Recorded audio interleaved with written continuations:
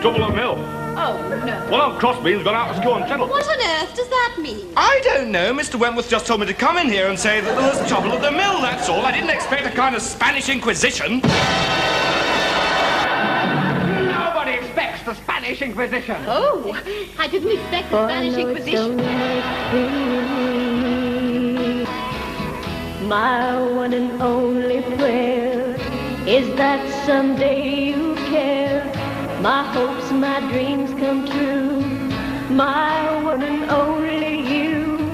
How do you plead? We're innocent. Cardinal! Someday you'll care for me, but it's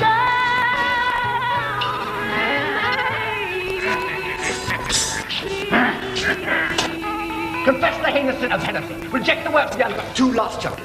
And you shall be free. 3 last chances. You have 3 last chances.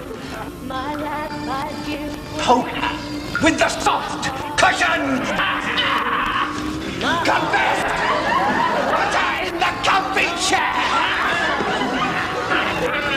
Now, you will stay in the comfy chair until lunchtime. Someday you'll care for me, but it's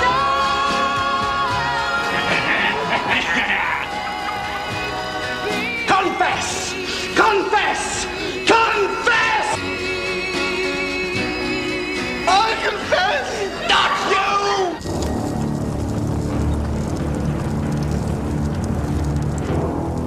The Spanish Inquisition is infamous. Long before Monty Python's caricature, history had reached its verdict. A discovery and plain declaration of the Holy Inquisition of Spain, 1567. A court without allegiance to any earthly authority. A bench of monks without appeal. There is nothing else in the world to go beyond them in their most devilish examples of tyranny. Indeed, they do so far exceed all barbarousness, a man cannot more aptly liken them than to that which they most closely resemble, and from whence they proceed, their sire, Satan himself.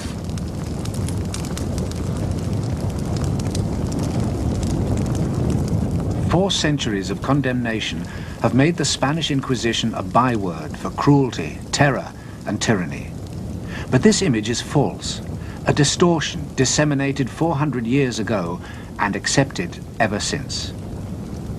Now a new generation of historians is looking at the Inquisition afresh.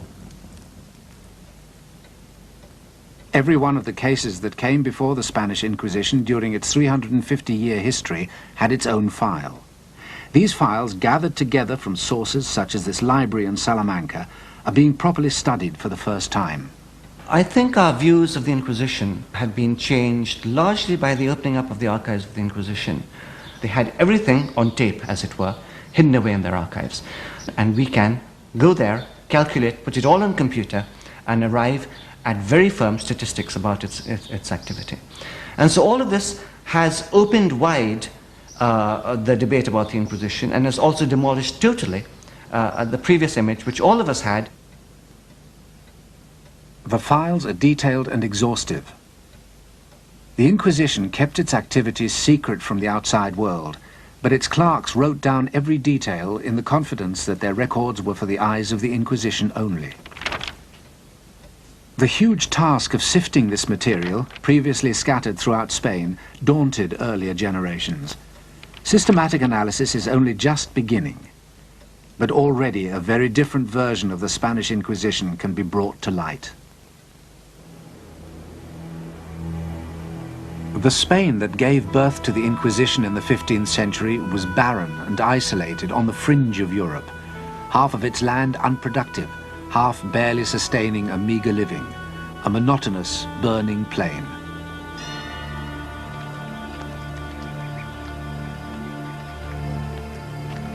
No easy routes, no natural center, no one leader.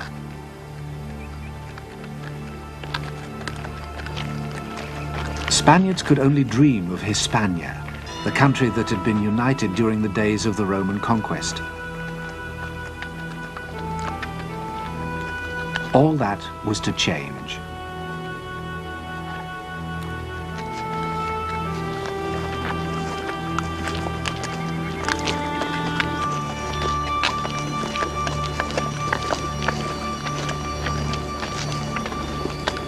On the morning of October the 18th, 1469, Ferdinand, heir to the throne of Aragon, and Isabella, heiress of Castile, were married.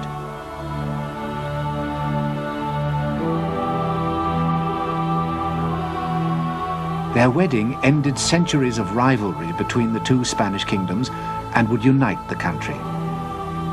Spain, for so long merely a name on the map, had become a historical fact. The itinerant royal court often convened in the city of Avila, here at the monastery of Santo Tomas, its facade triumphantly incorporating an H for the reunified Hispania. But for Ferdinand and Isabella, there could be no political unity without religious unity.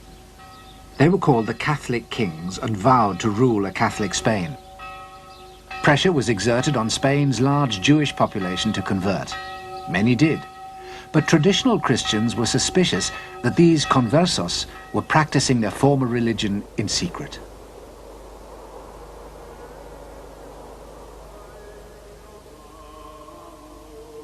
Synagogues, such as this one in Toledo, came under scrutiny. In 1480, a new body was appointed to investigate. Entitled the Santo Oficio de la Inquisición, it's better known to us as the Spanish Inquisition. The Inquisition's task was to discover heresy, deviation from the true faith. Conversos accused of continued Jewish worship could be burnt at the stake. The Inquisition had begun, but the myth had yet to be created. For while these years between 1480 and 1510 were by far the most active in the entire history of the Inquisition, the rest of Europe did not hurry to condemn it. Tenemos noticias muy precisas de embajadores italianos, el embajador de Venecia, el embajador de Francia, el embajador de Florencia, que escriben a los reyes católicos felicitándoles, naturalmente, porque ya, por fin, las tierras de Iberia son tierras de cristiandad. The truth is that at its height, the Inquisition was applauded by the rest of Europe for its persecution of Spain's converted Jews. A new age of Christian unity was said to be dawning. It didn't last. In 1517, the Church was split in two by the Reformation. It was the enormous power and wealth of the Church that the Protestant reformers made their target. A power and wealth still on display every year in Spain's religious capital, Toledo.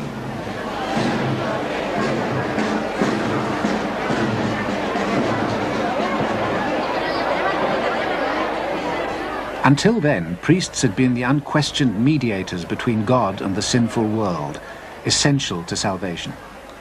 But the reformers declared that men came to God by faith alone, sola fide.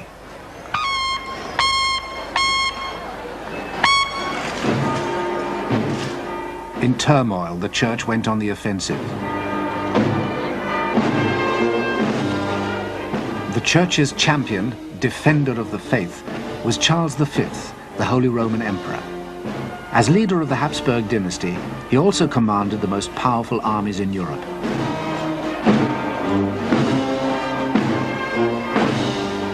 But Charles was more than just a Habsburg. As Ferdinand's grandson, he ascended to the throne of Spain, putting that country at the forefront of the defense of the faith. At the Battle of Mühlberg in 1547, his enemies were virtually annihilated.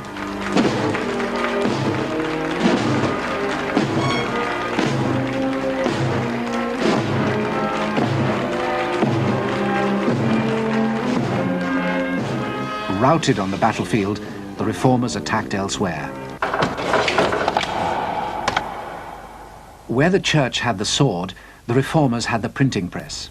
It was no coincidence that printing was invented and spread fastest in the countries most sympathetic to the Reformation, the German states, England, and the Low Countries, where this press in Antwerp still survives.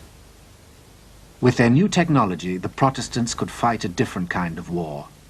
For the first time, it was possible to wage a real propaganda campaign.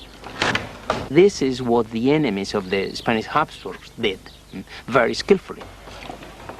The Spanish monarchy was unable to counteract that. They fought in the military domain and not in the propaganda domain, and they felt that that was an unfair way of waging a war. That was not proper of gentlemen.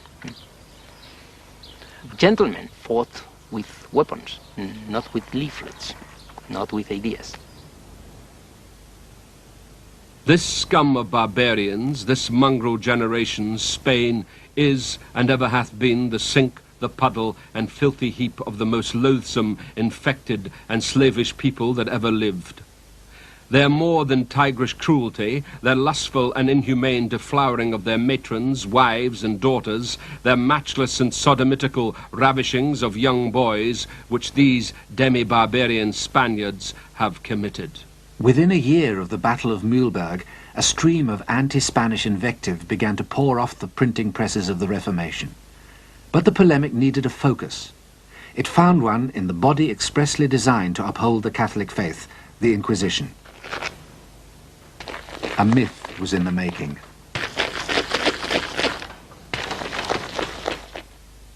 All the different accusations came together in this document, a discovery and plain declaration of sundry subtle practices of the Holy Inquisition of Spain, printed in 1567.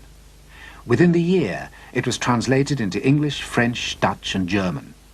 Its author, masquerading as a Protestant victim of the Inquisition, wrote under the pseudonym Montanus.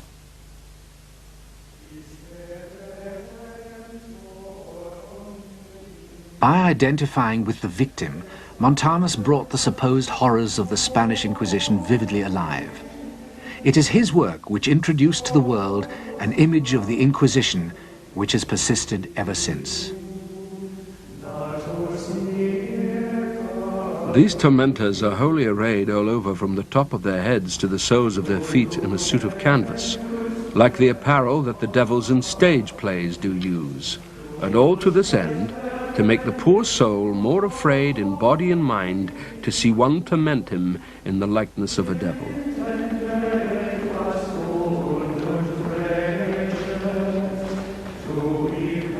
Montanus contributed decisively to what became known as the Black Legend. The Black Legend is the name given by the Spaniards to the image created by their enemies, according to which they were greedy, cruel, tyrannical, and especially intolerant in religious terms. And of course, the role played by the Inquisition, especially in intolerance, was crucial. The Inquisition was the cornerstone of this construction. In the early years of the 16th century, to combat the rising tide of religious unorthodoxy, the Pope gave Cardinal Jimenez of Spain leave to move without let or hindrance throughout the land in a reign of violence, terror, and torture that makes a smashing film. This was the Spanish Inquisition. Es un experto en derecho y forma parte del conjunto de la administración. Lo del clérigo fanático no es más que producto naturalmente de muchas interpretaciones un tanto sesgadas de la propia historia de la Inquisición, claro. There were career men who didn't even have to be priests. In the early period of the Inquisition, we have examples of some inquisitors who were not even priests. They were simply lawyers trained at the university. And then they would use the Inquisition merely as a career which could be a stepping stone maybe to another career. This more humdrum reality can be seen in early illustrations of the Inquisition at work. But bureaucrats make boring copy. Montanus' version relied on the Gothic drama of hooded fiends. It was not enough for the Inquisitor to be portrayed as a religious fanatic.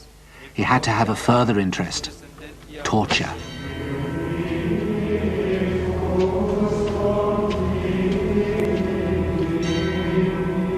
The abuse of this Inquisition is most execrable.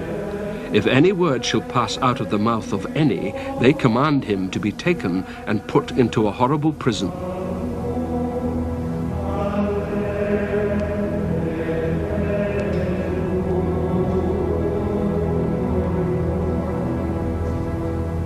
Add to the horrors of the prison the injuries, threats, whippings and scourgings, irons, tortures and racks which they there endure. Murdered by long torments, their whole days together treated more cruelly out of all comparison than if they were in the hangman's hands to be slain all at once. Montanus associated the Inquisition forever with the horrors of the torture chamber. In time, even these stories of repeated cruelty began to pall. The propagandists turned to stories of more ingenious sadism. One of them surpassed the others in fiendish ingenuity. Its exterior was a large doll, having the appearance of a beautiful woman. A semicircle was drawn around her, and the person who passed over this fatal mark touched a spring, which caused the diabolical engine to open. It immediately clasped him, and 1,000 knives cut him in as many pieces. In fact, the Inquisition uses torture very infrequently. In Valencia, for example, I found that out of over 7,000 cases, only 2% experienced any torture at all, and usually for no more than 15 minutes, and less than 1% suffered repeated torture, in other words, more than once.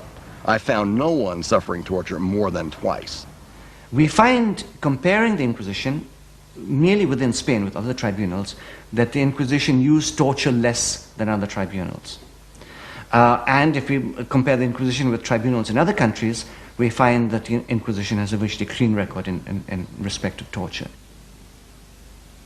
During the same period in the rest of Europe, vicious punishments could be prescribed for an enormous number of different offences. In England, you could be executed for damaging shrubs in public gardens. If you returned to Germany from banishment, you could have your eyes gouged out.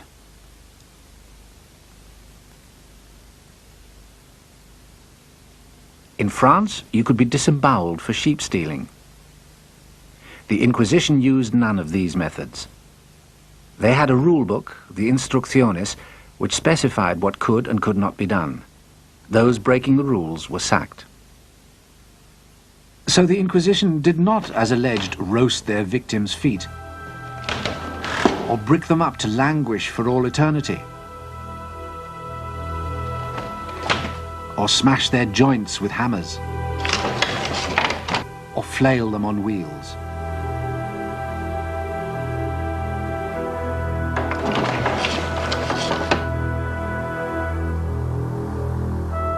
They never used the Iron Maiden.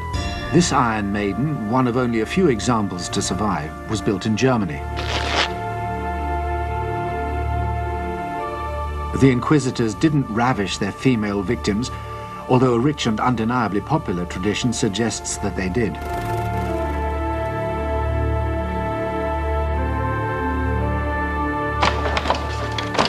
In fact, the inquisitorial torture chamber of popular myth never existed, even though this image was reprinted hundreds of times. And it was not only the use of torture that was falsified. Stories were also fabricated about the gruesome conditions in which prisoners were kept. Ironically, the Inquisition had probably the best jails in Spain. This sounds very much like whitewashing, but unfortunately it's true. Let me take a quotation from the Inquisitors in Barcelona in the middle of the 16th century, when they were asked to report on the state of their prisons, and they said, "Our prisons are full." But then they complained to their bosses in Madrid, "We don't know where to send the leftover prisoners we have. We cannot send them to the city jails, because the city jails are overcrowded, and there they are dying at the rate of 20 a week." I have found instances of prisoners in secular criminal courts blaspheming in order to get into the Inquisition prison, to escape the maltreatment they received in the secular prison. So, despite the compelling Gothic fictions of Montanus, the evidence leads us to a wholly different conclusion. The Inquisitors were certainly interrogators, but they were restrained interrogators, skeptical about the effectiveness of hardship and torture in bringing heresy to light. By contrast with many other tribunals in Europe, they emerge as almost enlightened.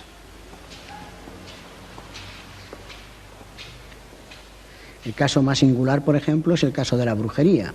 El Tribunal del Santo Oficio fue extraordinariamente benigno con el tema de la brujería, mientras que otras justicias europeas, justicias ordinarias y justicias eclesiásticas no tuvieron ni mucho menos la misma consideración con este tipo de delito. Proclama mi alma la grandeza del Señor. Whatever crime they were investigating, the inquisitors went by the book. Su misericordia llega. The persecution of witches was a frenzy that swept through Europe for 300 years, between 1450 and 1750. At the merest accusations of a fantastical offence, sleeping with the devil or bearing his children, women were brutally tortured or burnt at the stake. The depravity of their alleged crimes was cited to justify this brutal response.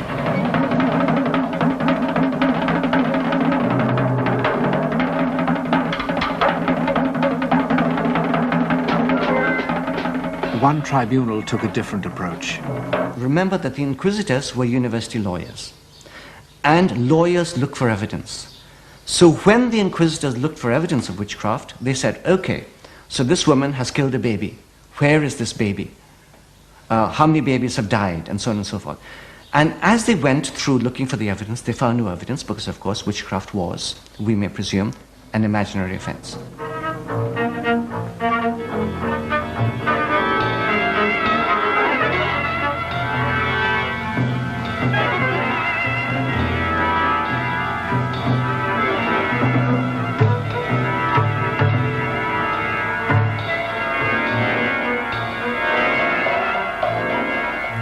While the rest of Europe reacted with horror, the Spanish Inquisition declared witchcraft a delusion.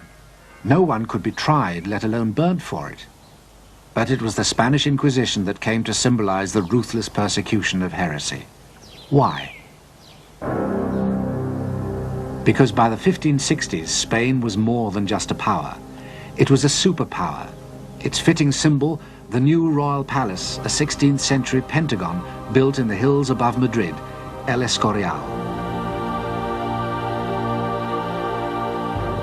This vast structure, comprising miles of marbled corridors, was built by Charles V's son and successor, Philip II.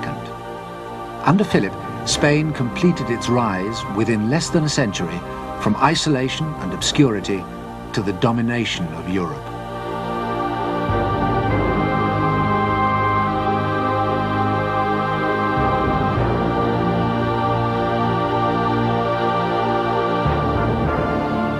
Philip was at the pinnacle of earthly power, but like his father Charles, he had a higher loyalty.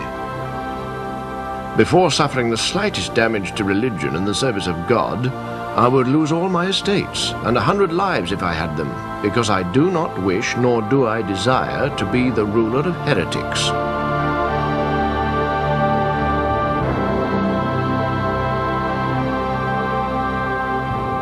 Confronted by such fervor and strength, Spain's enemies changed tack. Their new target would be the king himself. Philip II is an excellent example of the distortions and the creations, very successful creations in this case, of the Black Legend. Philip II was presented as a monster. That's an example of the cruelty of the Spanish race. Philip II really, his policies are perfectly debatable. Personally, I don't like him, but he was no more of a monster than, say, Henry VIII of England. And Henry VIII, nevertheless, was cleaned up in order to be presented as a fit champion of Protestantism. Philip took no such trouble with the presentation of his image, believing it beneath his dignity. He paid dearly for it. In 1568, the year after Montanus was published, a chance incident played into the propagandist's hands. The king's son, Don Carlos, died suddenly. Suspicion lighted on Philip, and it was claimed that he had not acted alone. Among the aspects of the Black Legend, which became very current in the 16th century onwards, was that the Inquisition had encouraged the King of Spain, Philip II, to kill his own son, to execute his own son, for reasons which the king knew best and which the inquisitors knew best. For this legend, of course, there's absolutely no evidence whatsoever, or to be even more firm, it is totally false, totally unsubstantiated. His son and heir, Don Carlos, was an insane, very problematic teenager who died in an accident. But Don Carlos became something like a champion of freedom, and he was the protagonist of many plays and dramas and novels in the 17th and 18th century, the most famous of which was by Schiller, later converted into a beautiful opera, by the way, by Giuseppe Verdi.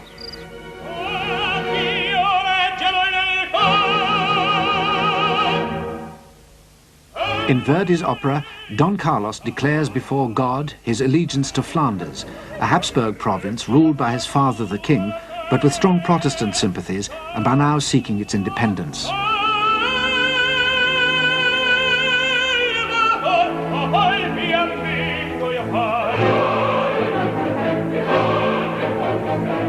Defying his monstrous father, Don Carlos is portrayed as a heroic symbol of resistance, his mission to defeat the forces of repression.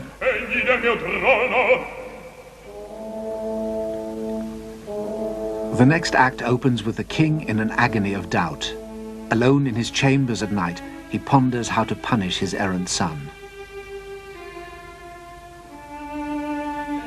His Christian conscience prevents him taking the most drastic step of all, until a visitor persuades him otherwise.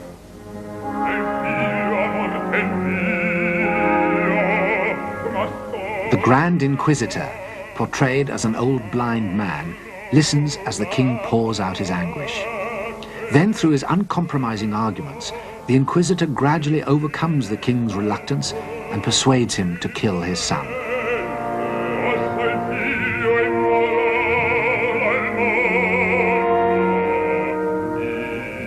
The Grand Inquisitor decides the issue by observing that there is a precedent.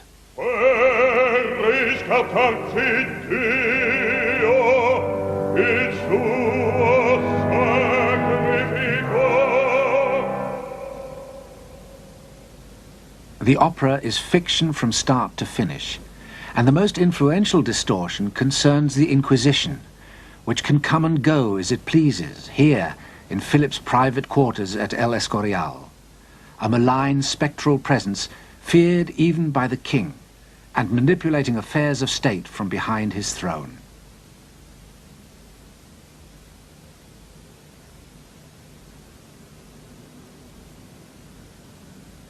The death of Don Carlos was a godsend for the mythmakers. In reality, the Inquisition was no more the power behind the throne than the inadequate prince was a heroic martyr.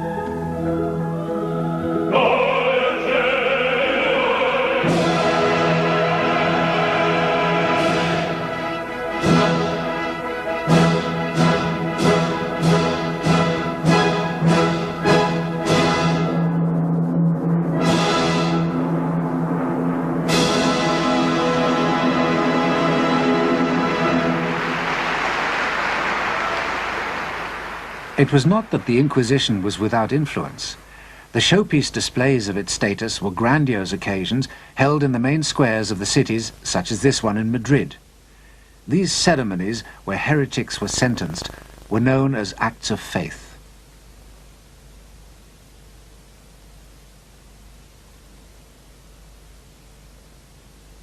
Present were the competing power brokers, other church authorities, secular institutions, and the aristocracy. All of these other institutions are powerful. They all have the ear of the king. They are competing and conflicting institutions. So the Inquisition has to operate within that framework. Its power, therefore, is constantly being curbed and opposed by the representatives of other institutions, equally powerful. It's still possible to capture a sense of the many different power blocks then competing in Spanish society during the Corpus Christi parade in Toledo. Every one of the city's medieval guilds has its own special place in the procession and its own distinctive regalia.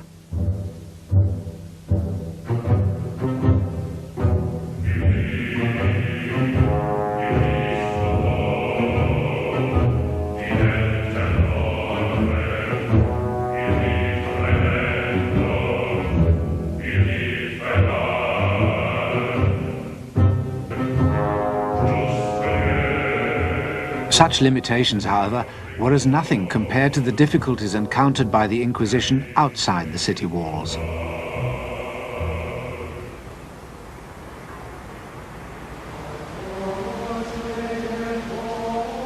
In 16th century Spain, 4 out of every 5 inhabitants lived in the countryside.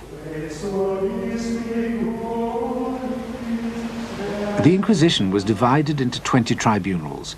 Each of them had to cover thousands of square miles. Yet each tribunal had no more than 2 or 3 inquisitors and a handful of administrative clerks. Contemporary accounts revealed that the inquisitors detested and often shirked their sorties into rural Spain. In winter, the roads were impassable, so visitations often had to be undertaken in the burning heat of summer.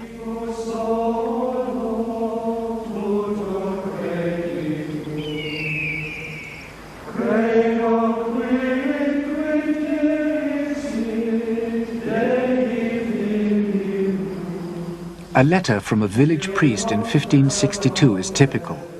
This village, he wrote, does not know the Holy Inquisition. Era muy difícil controlar las áreas rurales, absolutamente imposible. Y de hecho, cuando lo intentó, se encontró con enormes dificultades. De hecho, podemos decir que durante el siglo XVI y XVII muchos campesinos castellanos no vieron nunca un inquisidor ni tampoco vieron nunca un auto de fe. Those inquisitors who persevered with visitations to remote villages encountered a level of ignorance that made a mock of their elaborate theological training. Rural life was precarious, often lived under the threat of starvation. The villagers' beliefs were correspondingly primitive. Their only religious certainty was that death awaited them, and after death, damnation, where their punishment would be ingenious and eternal.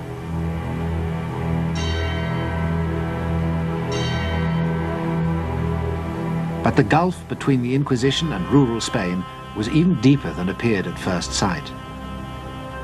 Let us be very careful tomorrow when the Inquisitor comes here. For the love of God, don't go telling tales about each other or meddle in things touching the Holy Office. A parish priest's warning betrays the Inquisition's real problem. Their investigations simply met with a wall of silence. They were alleged to have developed a network of spies to breach it, the familiares. This is another element that has been greatly misunderstood. The familiares were certainly not a network of spies. They were rather lay individuals who had volunteered to assist the Holy Office in many areas, particularly simply by accompanying prisoners from outlying areas.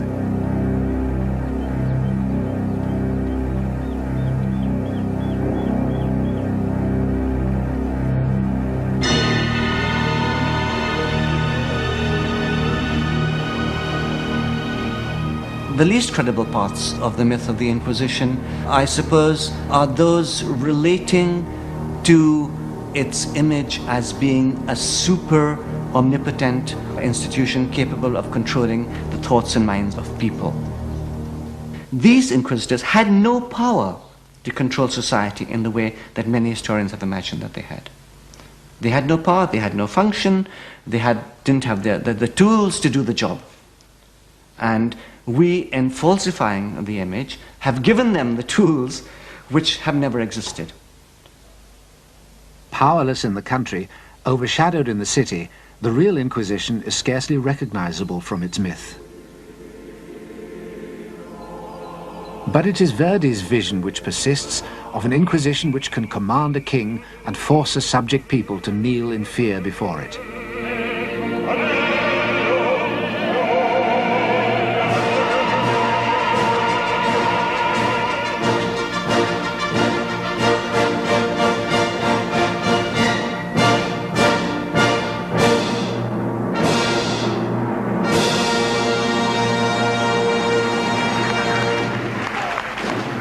In 1570, 2 years after the death of Don Carlos, the propagandists achieved an even greater coup. The The Spanish armies occupying much of Europe were alleged to be paving the way for the introduction of the Spanish Inquisition.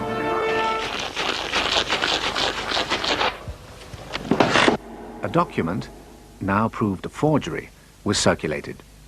It claimed to reveal that the entire population of one country, the Netherlands, had forfeited any right to life or property. Here was an Inquisition bent on mass killings to punish heresy.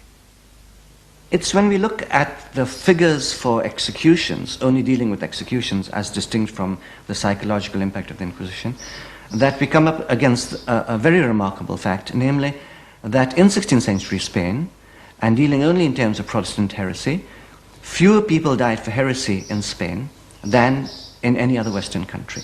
The Inquisition, for example, in the whole of the 16th century, maybe executed something like about 40 or 50 people at the outside in the whole of Spain, in the whole of the 16th century, and that includes, of course, the whole of America as well. Whereas within a small group of years, which are the reigns of Queen Mary and Queen Elizabeth, we get at least the execution of 400 English people at the hands of, if we may call it, the English Inquisition, namely the English authorities who are in charge of executing people of the opposing religion. And we get the same figures in other countries. We get the same figures in France, where admittedly it was a Catholic authority. They executed something in the course of 5 or 6 years, they executed something like about 300 people. And so whichever country we look at, we find that the number of people who died for heresy in Spain, or for religious persecution of any sort, here I'm including also the conversos, is minimal compared to other countries. So that really, if every country is living in a glass house, none of them could throw stones, because Spain had the cleanest reputation in terms of killing off heretics than any other Western European nation. This conclusion is based on the statistical research currently being conducted in the Inquisition's archives. Indeed, it's now possible, on the basis of research done by academics such as Professor Jaime Contreras, to arrive at a scientific estimate of the total number of victims of the Spanish Inquisition.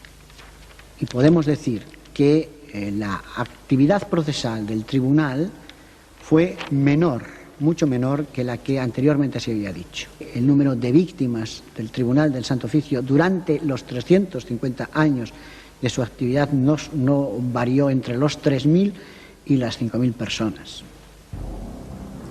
Burning at the stake, an image associated forever with the Spanish Inquisition. But the stake was used to kill heretics in England, France, Germany, and Scandinavia as well.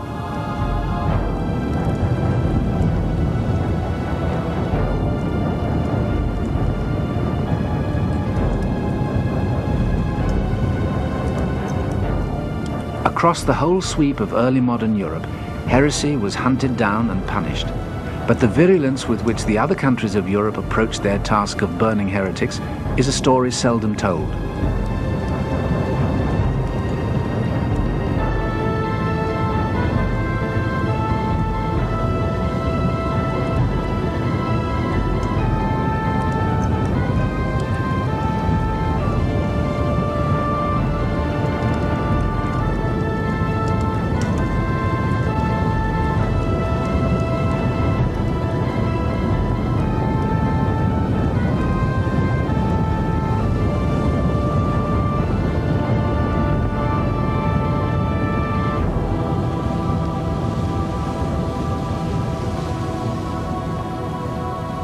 Myth can only be destroyed by fact, and the fact is that between 3,000 and 5,000 people perished at the hands of the Inquisition.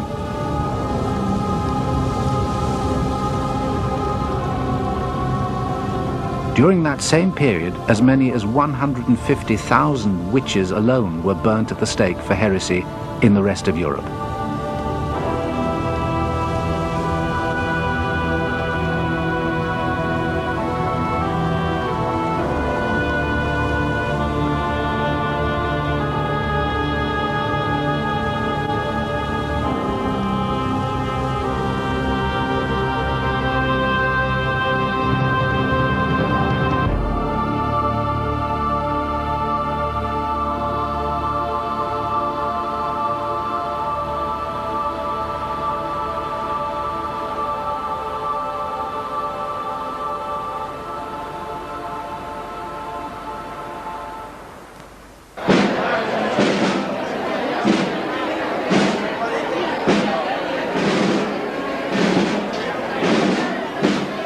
The spectacular rise of the Spanish Empire was to be followed by an uneven but inexorable fall. In the 17th century, the flow of gold and silver from the Americas, which had funded the empire, slowed to a trickle. The state plunged repeatedly into bankruptcy, and the Spanish territories in Europe were relinquished one by one.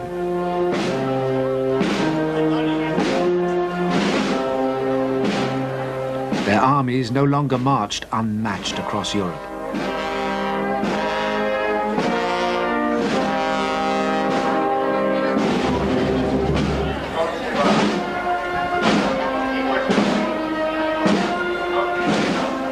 If Spain's power had been responsible for the myth of the Inquisition in the first place, it might be thought that the myth would disappear as Spain reverted to obscurity. But it didn't.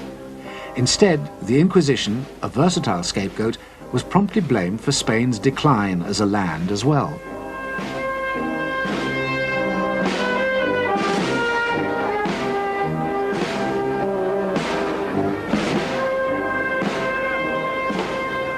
Spain was derelict once more, a backwater in European affairs. And by the 18th century, the Inquisition too was enfeebled, dedicating itself to such heresies as drunkenness and swearing in church. Its career was over, but its myth was indestructible. This legend on the Spanish Inquisition grew, took off, and had a life on its own. And throughout the centuries, it became more and more divorced from reality. In the 18th century, for instance, when Voltaire was crying against the crimes of the Inquisition really was killing nobody. There were no burnings or anything like that in the 18th century. And in the 19th century, when the Inquisition disappeared, they hadn't killed anyone for a very long period of time. The Inquisition was eventually wound up in this backstreet of Madrid. Yet its supposed horrors were being more vividly presented than ever. The Spanish painter Goya depicted its abuses to satirize the corrupt Spanish government of his day.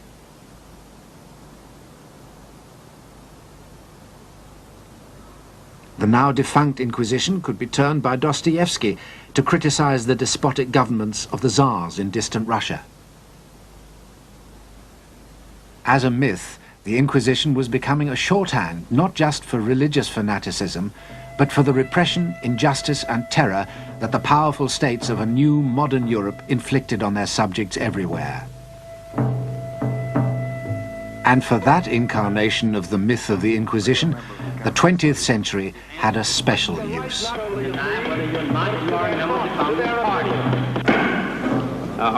Have you ever been a member of the Communist Party? Are you a member of the Communist Party? Or have you ever been a member of the Communist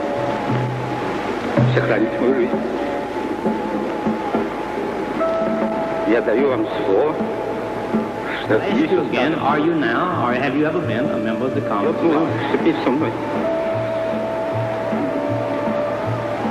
Do you refuse to answer whether or not you are now, have ever been a member of the Communist Party? You can answer the question, yes or no. Get rid of this thought. Rid of it. Quickly, before it's too late. That is not the question. Double think. Practice it. The party says the earth is flat. True. That's true. Can be controlled. The party says 2 and 2 make 5. True. That, in my opinion, is the basic answer. No. An aroused public opinion. Not no. Forget it. To act on a local level. And forget it, you forgot. Through local law enforcement authorities to wipe out the menace. Comrades, attention! Our beloved leader, Have you ever been a question? Are you now, have you ever been a member of the Communist Party? No. Ask him the next question. Ask him the next question. No. Ever been a member of the Communist Party? That's not the question. Am I by any chance addressing a senior dignitary of the Spanish Inquisition? Te gusta la mucha de la Inquisición. Good. Because if I am, I wish to make it quite clear that I am prepared to tell you absolutely anything.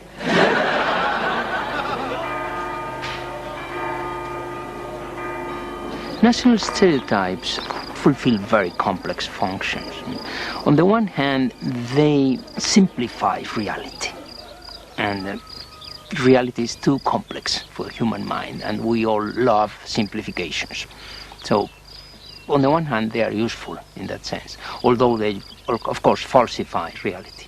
On the other hand, they allow us to project our own unpleasant traits onto another, onto an external entity. Same as in the 16th century, British could believe that all intolerance was Spanish, that is foreign. Well, we can believe in the 20th century that all fascist or Nazi tendencies are German, when we should know that we all have Nazi tendencies, and we should fight our own unpleasant traits instead of projecting them onto another. But it's much more gratifying to expel them.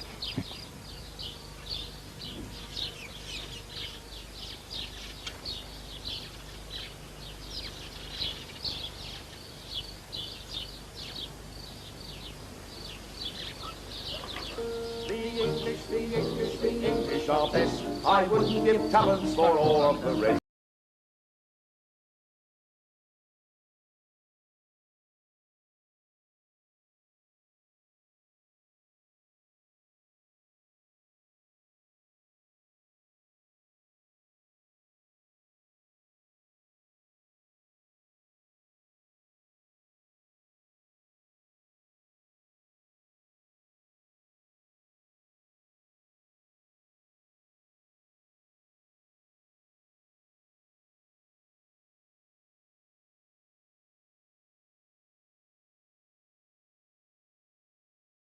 With a rest.